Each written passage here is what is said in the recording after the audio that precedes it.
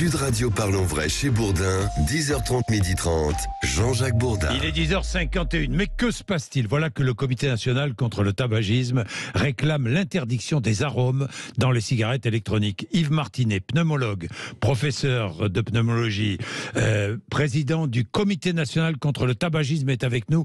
Yves Martinet, bonjour. Bonjour Jean-Jacques. Merci d'être avec nous. Yves, je vous appelle Yves, vous m'appelez Jean-Jacques, oui, c'est pas de parfait. problème, Mais oui, non, mais il n'y a aucun problème. On est en direct, c'est génial. Dites-moi, pourquoi est-ce que vous demandez l'interdiction des arômes dans les produits de vapotage? Alors, je vous explique la situation vue par les industriels du tabac. Oui. Les ventes de tabac chutent actuellement, Oui. et donc il faut qu'ils recrutent de nouveaux clients. Oui. Et ces nouveaux clients, on les recrute chez les enfants.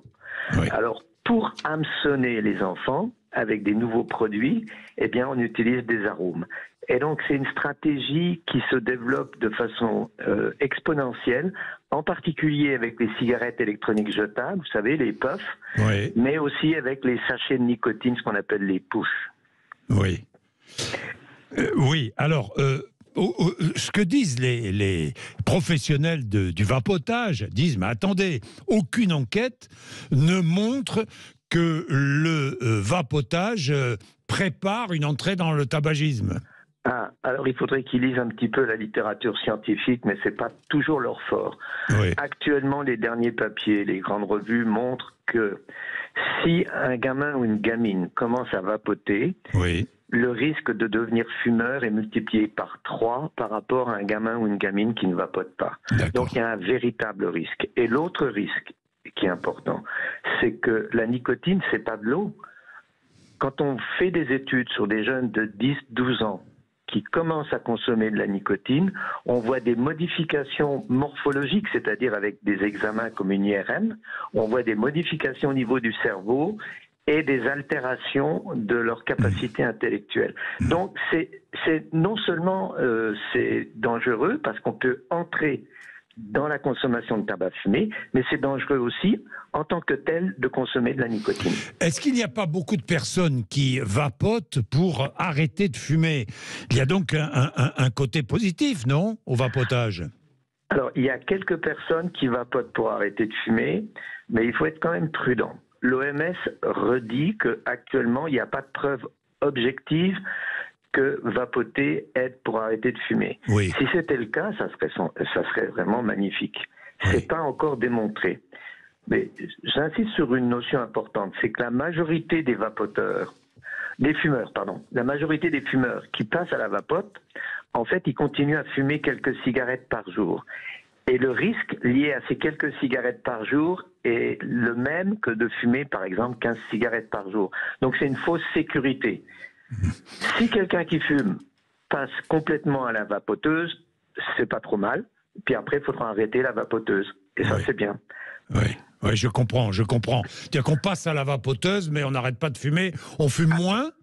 On fume. Mais ça change rien. Voilà, parce que c'est ce que vous voulez dire. Voilà. Vous avez aussi relevé de nombreuses infractions, notamment concernant la publicité sur Oui. ces arômes et sur le vapotage, notamment chez les buralistes.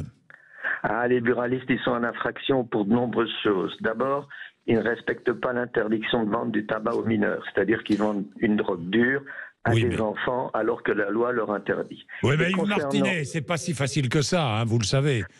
Si c'est faisable. Ah Attendez, quand vous avez... Moi, je vais à la piscine de temps en temps, je vois des Oui. gamins, gamines, on leur demande leur papier d'identité pour qu'ils aient la réduc pour les mineurs. Oui. Eh bien, ils y arrivent, les employés des piscines. Oui. Non, on peut y arriver.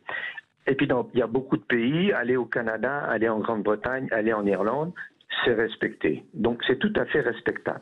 Ceci dit, en ce qui concerne la publicité pour la cigarette électronique, normalement, ça doit être par la loi limité à une petite affichette à l'intérieur de l'établissement. Oui. Et ça ne doit pas être visible de l'extérieur. Or, actuellement, vous avez 85% des buralistes qui ne respectent pas la loi. Oui. Oui, c'est-à-dire que la publicité est faite, alors qu'elle ne devrait pas l'être.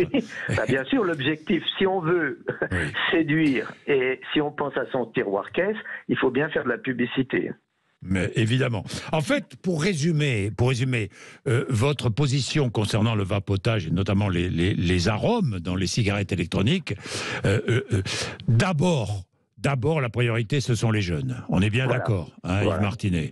La priorité, ce sont les jeunes. C'est vrai qu'on voit de plus en plus d'ados, ou de pré-ados même, vapoter. 14-13 ans, oui. Oui. 14-13 ans, vapoter. Ce sont des... Mais ils vapotent ces produits. Qu'est-ce qu'il faudrait faire? Interdire le vapotage? Non, on ne peut pas aller jusqu'à interdire le vapotage, Yves Martinet. Non, ce qu'il faut, c'est d'abord interdire tout ce qui est produits jetables. Il n'y a aucune raison d'avoir des cigarettes électroniques à usage unique qu'on jette dans la nature avec des piles au lithium, etc. Donc ça, c'est formel. Voilà.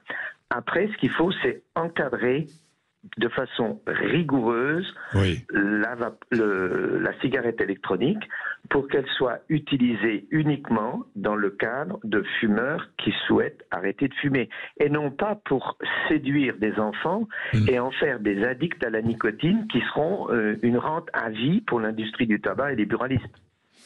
Merci Yves Martinet, merci beaucoup. C'est moi qui vous remercie.